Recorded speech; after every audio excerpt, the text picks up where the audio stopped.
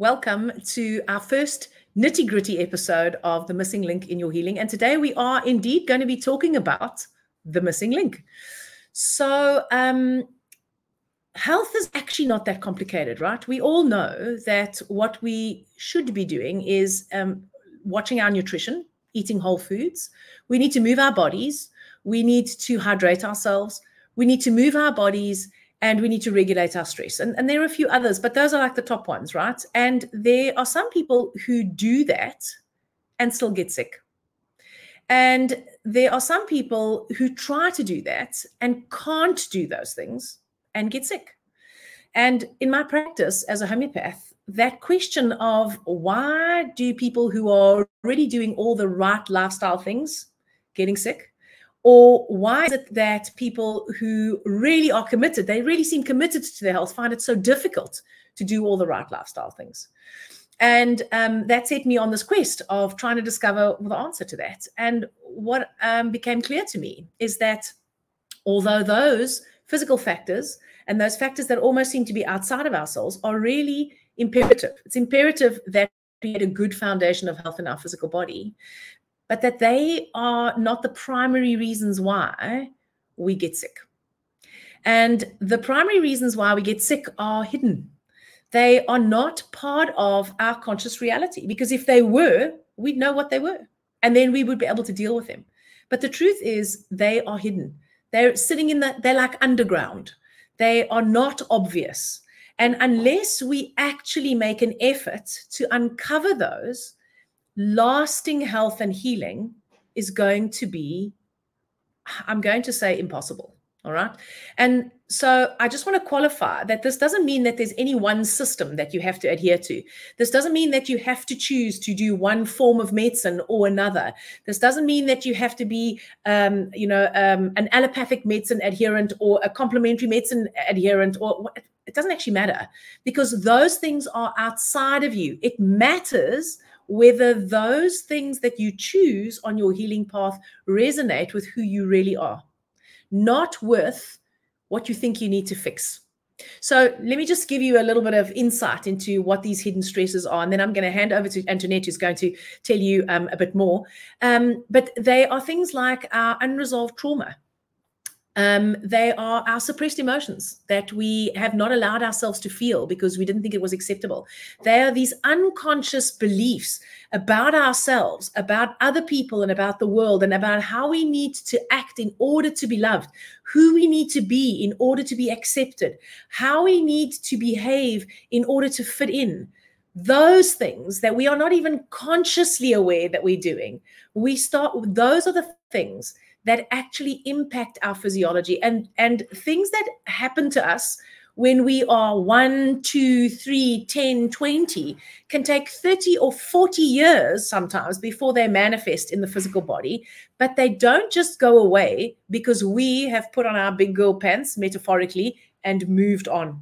So it's those things, it's those hidden factors, those unconscious factors that we are not aware of, that end up sabotaging our health and are the cause of chronic disease.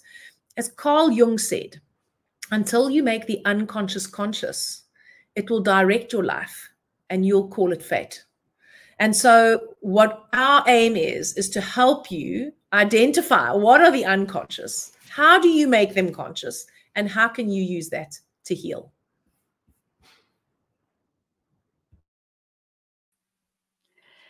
Yes, Loretta, and as we've discussed, medical science in the form of applied psychoneuroimmunology and applied psychoneuroimmunology has actually proven now that it's the unknown stresses that are definitely triggers, if not causes, they are triggers, especially for things like cancer, autoimmune disease, diabetes, and as you've said, I mean, this is a great insight and awareness I came to shortly after my cancer diagnosis, because I was a healthy eater, so-called conscious person, meditator, exerciser.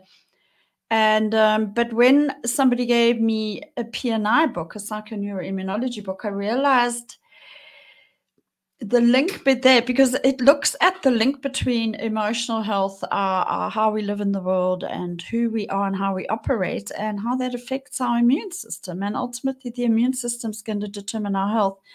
And although I was ticking all the right boxes, the one thing I wasn't doing, because I didn't know what I didn't know, as you say, it's hidden, is that there were things in me, like this program you talked about, that I didn't even know were there, that were running my show, actually. And they were as hectic as dissociation, to be honest. I only uncovered that a few years into it. I was a perfectionist, an overachiever. I had false confidence. I came across as exceptionally confident. I was very successful, but on the back of great low self-esteem. I was very black and white. I had absolute thinking. It was absolutely this or absolutely that. A lot of judgment of others, constant self-criticism in comparison to others, analysis paralysis, always overthinking, strong emotional reactivity. I mean, just being triggered all the time.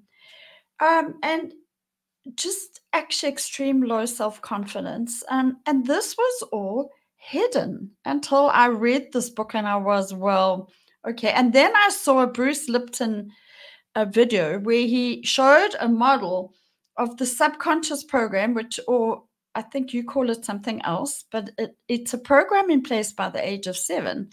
And it's based on our upbringing, conditioning, socialization, trauma, unresolved trauma. And that runs our show until we reprogram it. And so and that's 90% of what runs our lives. And so on the 10% level, like me, I wanted to change. I meditated. I did gratitude journals. But I wasn't okay. So cancer opened up the way for me to know why, because I needed to reprogram that program.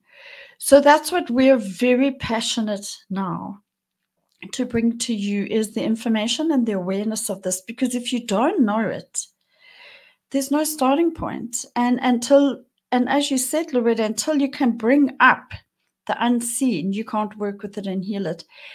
And this is critical for health. It may not necessarily be the ultimate cure, but it's a part of the inner work that we have to do if we want to heal physically and stay well. And then it ultimately becomes a journey to heal all of ourselves.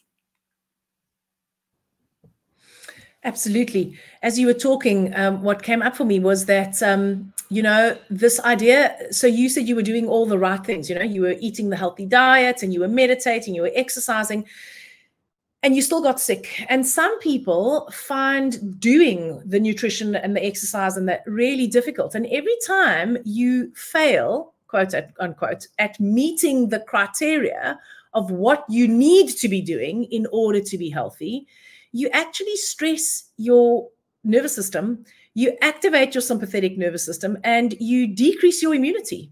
So the very idea that there's this formula, and I know I started off by saying, well, we all know what we need to do to be healthy. We need to eat well, And while that is true, that's a prescriptive kind of formula that if your hidden stresses are preventing you, they literally are sabotaging you from being able to do those things, it's going to reinforce the failure pattern.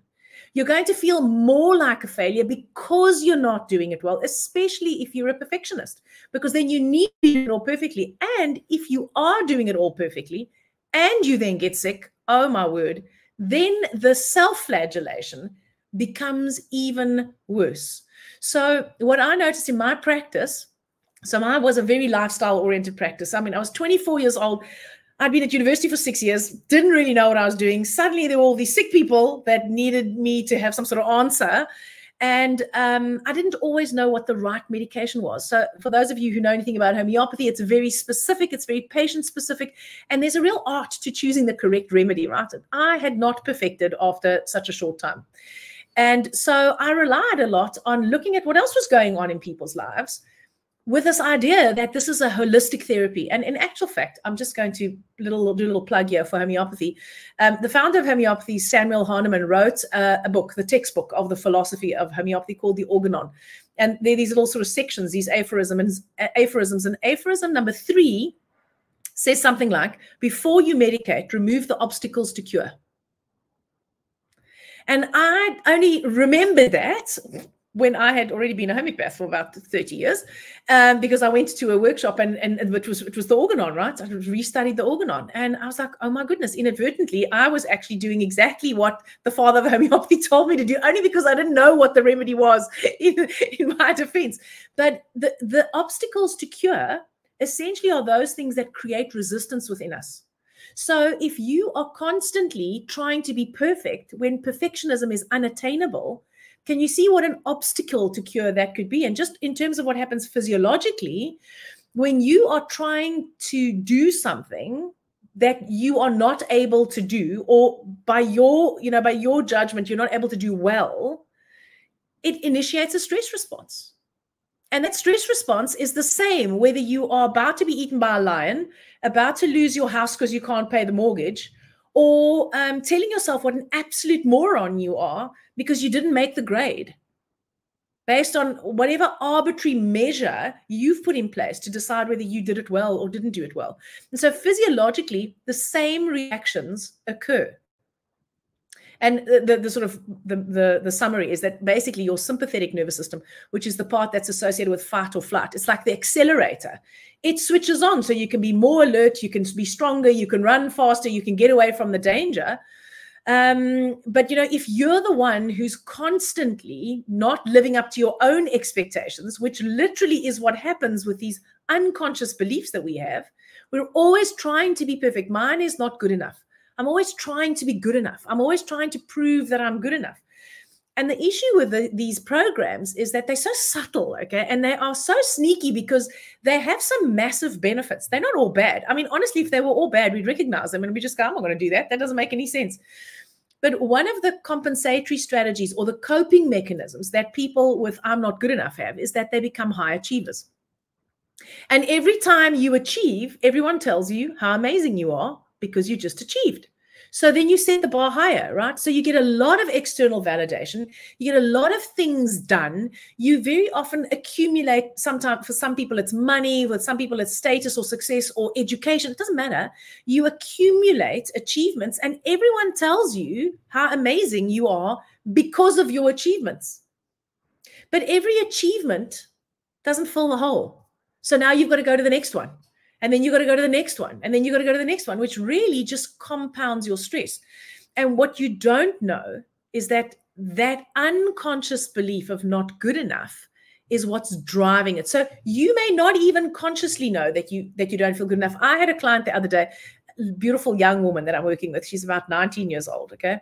And we did a process where we uncovered some of these unconscious beliefs. And one of them was, I think, I'm unworthy. And the second one was, I can't trust myself, others in the world. And she said, with a confidence of a 19-year-old, right, was, but I don't believe this because I love myself.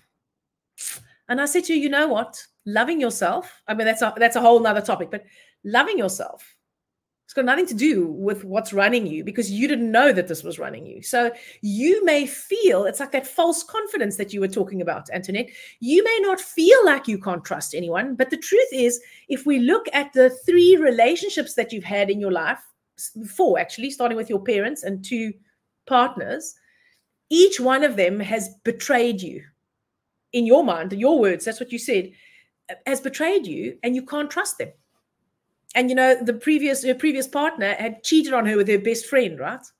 It's like, so how trustworthy are these people? And she goes, no, well, I suppose I can't really trust them. I said, well, you see, so you can be really confident and you can believe that you love yourself and you can actually really like who you are. But that doesn't negate that this is sitting underneath and is actually running the show. Another important point, and I mean, I know I'm probably going to tread on a few toes here, is that we live in this era of, there's lots of positive psychology and in the sort of new age, spiritual, alternative kind of circles where I have been living for the last 40 years of my life. So I'm not knocking that. I am a part of this. We've become so addicted to our attitude and our positivity actually being able to fix everything. And the truth is that from my experience, your attitude doesn't create your reality. Your focus creates your reality. And so you are either focusing, no, let me just go back and say, by default, your focus is set to your conditioning. It's like the default program of your computer. Unless you go in and change the default and override that, you're going to get the default setting. So if the font in your Word program is Arial, every time you open the Word program, it's going to say Arial, and you got to go in and change it if you don't want Arial, if you want a different font. So by default, our focus is set to these conditioned programs that we don't know we have. And until we shift our focus from this conditioned self to our more authentic self, and there are various terms for that, right? There's another aspect of our being, which is the truth of who we really are. It's that part of us that's eternal and exists throughout time and space. And it's the one that doesn't operate from fear. It operates from love and from joy. Until we if we're focusing on trying to fix what's wrong with us, we're focusing on what's broken. And inadvertently, we're going to create more of what's broken. Whereas when we're focusing on what we would love to create in this world, it's a different kind of focus. Now, some people say to me, you're splitting hairs, Loretta. What's the difference between trying to fix my disease and create my health? It's exactly that. Fixing your disease is fixing your disease. Where's your focus? Disease. Creating your health is on creating something new, something different, something that you don't currently have, or a different version of what you currently have. And that's the thing that you would love. And so I think of it as like we're walking on a tightrope, and we can either be focused here, our conditioning, or we can be focused here, our potential, all the possibilities that are open to us as humans. And until we know how to recognize whether we're focusing on these conditions, which we always are. So you don't have to ask yourself that question too much, because you are naturally focused there unless you know this and you learn to shift that focus. And so this is why when we're focusing on fixing, we can get short-term results, 100%. In my practice, that's what happens. So a patient would come and see me. They feel terrible, scared, right? Because disease can be scary, 100%. So, and I'd say, okay, well, I'm the authority. This is what you need to do. You need to go on to this elimination diet. We need to do it for 6 weeks. And then we can slowly start reintroducing the food. We need to take these supplements, blah, blah, blah, blah, blah. You got to do X, Y, and Z. Okay, great. Highly motivated to sort this out because they're terrified because they don't want to carry on being sick, right? So they do it. And you know what happens? 6 weeks later, they've lost weight, they've got more energy, they feel better, a lot of their symptoms have cleared up, and so they stay on the wagon because this is really working for them. And 3 months later, it's still amazing. And then they're okay. So then they stop coming, right? Because who needs a doctor if you're not sick? And then 6 months later or a year later, I bump into them in the supermarket and they say, I really need to come and see you again because I feel terrible. I'm right back where I started. And I'm like, really? How did that happen? Well, it happened because when we are focusing on fixing, it works, but it works for a short period of time. If we want lasting healing, we need to focus on creating health, whatever that looks like for you. And that's going to be individual to everybody. And that's where it truly becomes holistic. So I used to think I was a holistic practitioner because I looked at all the factors and I looked at the internal stresses. I did in as much as I was capable. But the truth is, the part that was left out was the part of the whole that I left out was actually the patient. Being able to connect to that part of them that was the wise inner part of them that could help direct them as to what the best way forward for them was going to be. So I don't know. I don't know if I've gone down the tunnel now. Antoinette, you better save me. Well, it's the tunnel that needed to be gone down. Let's put it that way. Yes, it's PNI says, so it's been medically, scientifically proven that if we're trying to heal ourselves because we're scared of dying, we might get there, but we've got far more chance of long-term healing and even cure if we focus on what we really want. So what kind of life do we want, you know, including being healthy? So it's not a tunnel. So yes, it's about us recognizing our conditioned self and how it runs our show, and then making choices beyond the conditioned self to reunite with our authentic self, which is where the peace and joy and all of that lies. But there's a whole lot of in between, and that's the journey you help people with already. And we want to take people on in this podcast because the joy is on the other side of the shame and the anxiety. And until we see, integrate, and accept all parts of ourselves, which some people call the shadow, and that's the hidden stuff, because societally we've been conditioned, and spiritually and self-help wise. I mean, you introduced me to spiritual bypassing, and I realized how that had actually helped trigger my health crisis, because I was so adamant to be zen and happy and peaceful, but I was suppressing all these parts of myself that were really angry and self-doubting and shameful and people-pleasing. And so to go on the journey to feel one's feelings has not been encouraged societally with us, and not even spiritually and self-help wise often.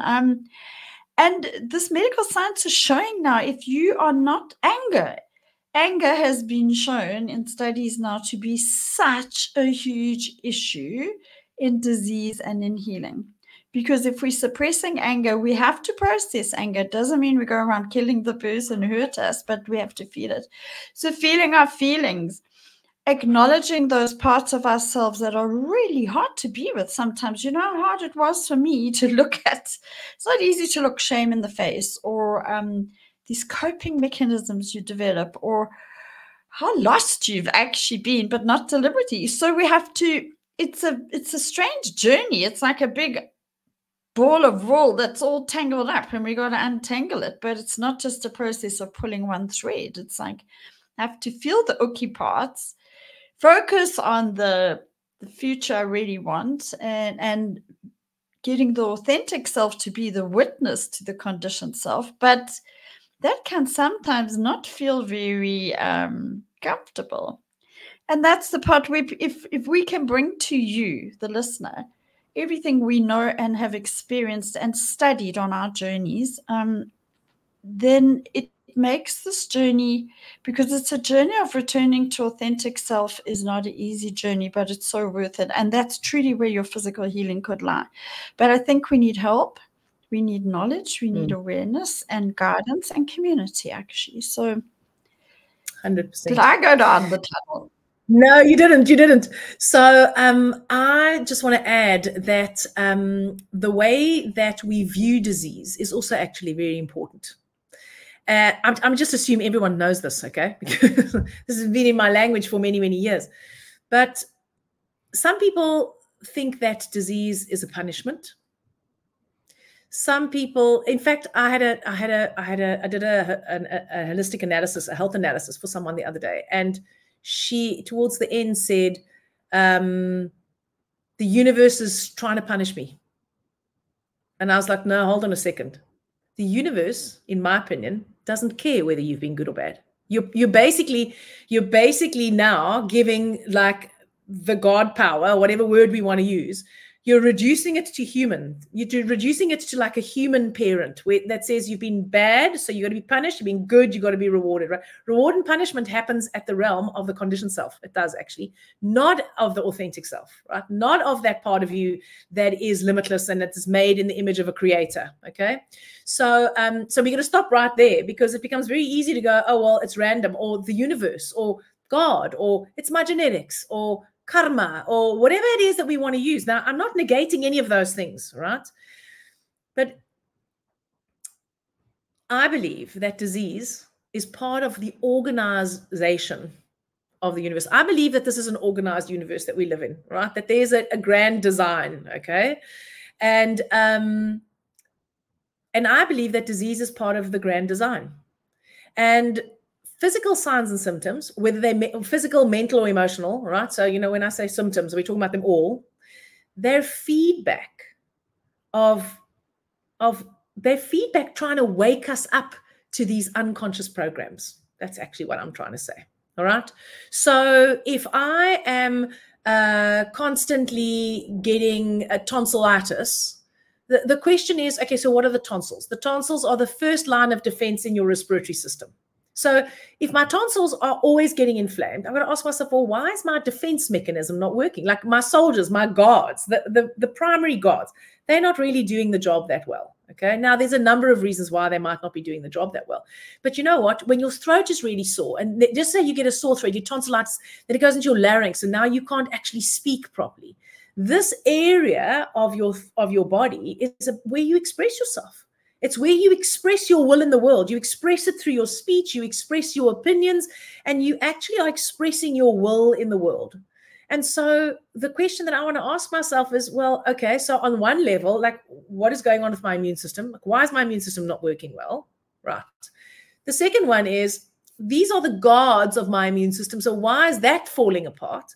And the third one might be, is there something, have I been putting up and shutting up about something that I should maybe, or I feel I should have said something about? Now I'm oversimplifying, and that's why I picked tonsillitis, right? Relatively, it's an acute, relatively easy disease. It's not complicated like cancer, but it's just so that you can get an illustration of the kind of questions you can ask, because the body is speaking a language. It's speaking a language that you might not understand, but it's trying to get your attention. When you start thinking of disease as a message, as an equilibrator, as something that's going to level the playing field so that you can rebuild yourself into what you'd love, rather than what you're not happy with, there's a lot of power inherent in that, because now you're not a victim of it. You're a co-creator of it without it being your fault. And honestly, if you could create it in one direction, my friends, you can create it in another direction, because that's what's possible for you. But in order to do that, you have to be prepared to take responsibility. And so we have to get real with what's actually going on. You know, so I could say, oh, I'm just susceptible to viruses. Okay, well, that's an abdication of responsibility, and that's one way. And if that works for you, that's fine. And then you could say, well, you know what, I'm just going to have my tonsils removed. Now, this is nothing against anyone who's had a tonsillectomy. So you have your tonsils taken out. So now the tonsils, they don't flare anymore. But whatever needed to change still needs to change. So the body's just going to find a different way to signal that to you. And with the help of people who can understand the signals of the body, you can interpret the language. And once you've gotten the message, well, then the message doesn't have to come any longer, right? Because then you can choose to do it differently. And here's the thing. You're not going to have to change things to make your life worse. You're going to change things so that you can step into your power and you can create an amazing life for yourself with amazing health. Because the truth is, everything is easier if you're healthy. It's easier to make money. It's easier to have relationships. It's easier to have adventures. It's easier to move. It's just easier when you physically are working well, when your body is in good shape in terms of the fact that you don't have aches and pains. Okay, so it's not random. I'm going to go to you right now. I'm going to hand over to her because I know I've been waffling on. It's not random. Disease is not random. You can choose to believe that it's random, or you can choose to believe that it's organized. And if you can find the pattern, if you can start unraveling the yarn, as Antoinette said, then you can actually use that information to create the health that you'd love. Over to you. Yeah, Loretta, it's the body never lies. I think there was a quote you once brought to us, and the mind does. And so the body, Gabor Mate's put out an amazing book called When the Body Says No. So if we can use symptoms as opportunities, if we can see illness as a gift, that's a terrible word, because all illness is awful and having cancer is no fun, full stop, I know. But there is always opportunity in it, because the body, and so I now am so blessed that I have studied, read, and I know Loretta very well, because when there's something going down in my body, it still happens. I know that there's an opportunity in that for me to take another level of inner healing. And healing is always on a mental, emotional, and spiritual level. And the body follows mostly. And if the body doesn't follow, you know, we're going to talk a whole episode about the difference between healing and cure. because healing lies in this deep inner space of knowingness and who we really are, and to deal with outside life differently, and our body responds positively to that. So if you're sick, empathy and compassion, and it's not necessarily going to be a quick fix. It never is, actually, this, but it's an incredible opportunity. And so we welcome you to that opportunity and to journey with us through the episodes we're going to bring out to give you information and stuff you may not know, or you may need to view it in a different way, or just refresh it. But we're also going to give you some practical tools, especially Loretta. She's really good at that. So we'll do short episodes with practical tools. And Loretta's also going to offer, Loretta's laughing because she's not good at short. Well, neither of us are. But if they're long sessions with practical tools, they'll be valuable. And we're also going to offer, I think Loretta's going to offer us some specific illnesses related to specific emotional, energetic, and psychological type stuff. So it's very exciting, actually. So we're glad you're here. And I think maybe we shouldn't go much further than that. I don't know, Loretta, on this episode, because we're going to build on this 100%. As we go through each episode. Absolutely. I just want to say one thing about the shorts and the disease ones. Okay, well, we haven't started doing them yet. But no disease condition, it's not like painting by numbers.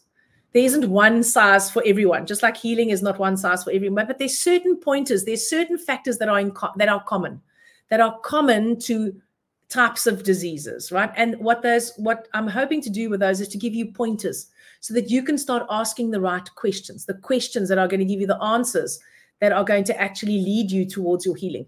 One of my teachers, Dr. John DeMartini, said that the quality of your life is determined by the quality of the questions that you ask. And if we don't know which questions to ask, well, then we're not going to get those answers. So that is my wish for you in those clips for sure, is that you actually just start questioning and ask yourself. And some of those practical tools we'll go through, there will be processes where you can connect to that aspect of yourself and ask yourself. It's difficult sometimes to trust the answer, and you're not necessarily going to get the answer that you want, and it's not necessarily going to be an easy answer.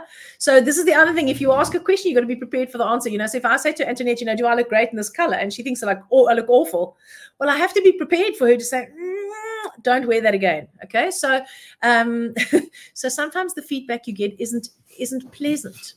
But you know what? It's always a conduit to the next level. And the very last thing I'm going to say, because it's on this unpleasantness, is that we as humans are conflict avoidant. We want to avoid unpleasant. We're addicted to pleasure. We're completely repulsed by pain. We don't want to feel negative emotions. We want it all. We want joy. And they come together as a package. Joy and sorrow.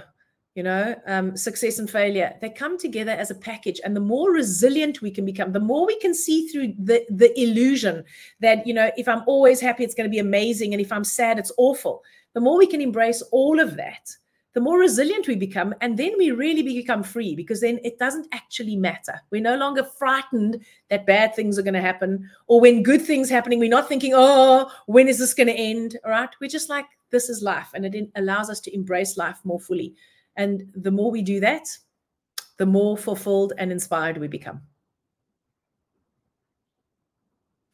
Yeah, that needed to be said. So I think maybe we should just summarize the main point that we wanted to put across in this particular episode, because we've chosen our topics and our focus very, very carefully on this podcast. And so for everybody to know that there's stuff that you probably don't know. And because it's a program that's running that you may not even be aware of, and that's no indictment or negative thing towards you, because I'd been on a spiritual self-help path for 30 years, and I really didn't know what I didn't know, and I didn't know it. And once I knew it, the awareness is the starting point. So we just bring to you the idea that possibly there's something, or there definitely is, and even if you've seen some of it, there's probably more to be seen, and it's not to be scared of that, because that's where actually the healing starts. Is so yay. Great. So we will see you for the next one. What are we talking about in the next episode, Antoinette? Do we know? Loretta, we're going to be doing a few episodes. I think we're going to dive a bit more into the psychoneuroimmunology, into the actual physiological, and you've got amazing stuff to bring, the physiological reactions in our chemistry and our immune system when we are suppressing things, or, self-loathing or whatever. We're going to dive into, gosh, I can't remember now. You took me off guard. I'm sorry. Okay, so next time, no, it was just the next one. Just the next one. So the next one, that's all we're going to do. What she just said, we're going to be talking about that. We're going to be talking about that in the next one. Yeah, I mean, so we have got a whole list. It's not random, but right now my mind is fudgy on that, so forgive me. But we will talk. That's what we can talk, and it'll be valuable, I can tell you, because it probably saved my life, to be honest, my whole life, not just my health, but my internal state. And Loretta does all of this. She helps people with all of this every day of her life. That's her passion. She's a coach, counselor, mentor. So there's amazing help out there.